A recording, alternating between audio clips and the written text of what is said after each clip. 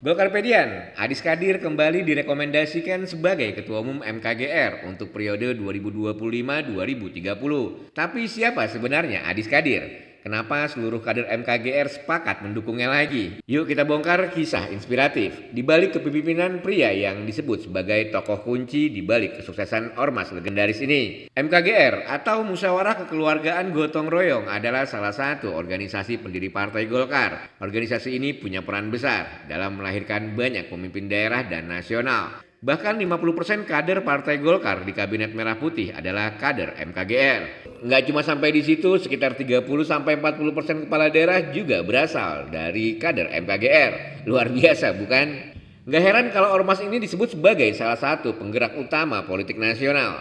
Jadi kenapa Adis Kadir dianggap sebagai sosok yang paling pas untuk memimpin MKGR? Mari kita lihat rekam jejaknya. Adis Kadir bukan orang baru di dunia politik. Sebagai Wakil Ketua Komisi 3 DPR RI masa bakti 2019-2024, beliau berhasil menunjukkan kepemimpinan yang kuat dan periode 2024-2029 beliau naik menjadi Wakil Ketua DPR RI. Menurut Wakasekjen DPP MKGR, Dewa Made Widyasanida, Adis punya pengalaman dan rekam jejak yang solid. Nggak cuma itu, selama memimpin MKGR, beliau juga nggak segan turun langsung ke daerah untuk bertemu kader.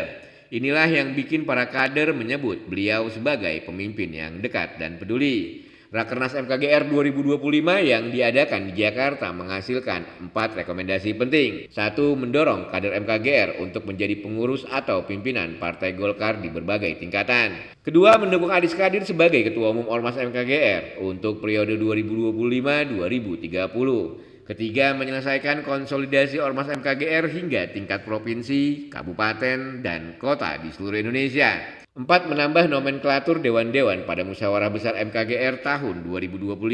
Rakernas ini dihadiri oleh jajaran pengurus daerah dari seluruh Indonesia. Bahkan Ketua MKGR Bali Iwayan Suyasa dan Bendahara MKGR Bali Ida Gede Komang Kresna Budi juga hadir mendukung.